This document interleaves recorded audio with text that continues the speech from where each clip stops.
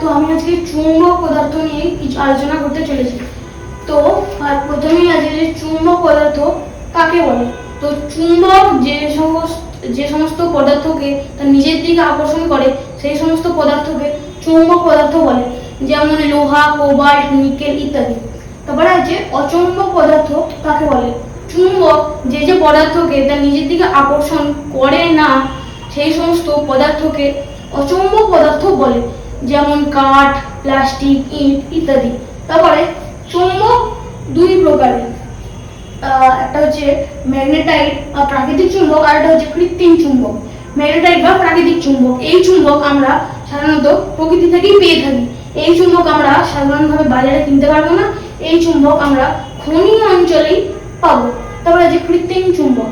চুম্বক পদার্থকে একটি বিশেষভাবে চুম্বকে পরিণত করাকে কৃত্রিম চুম্বক বলে।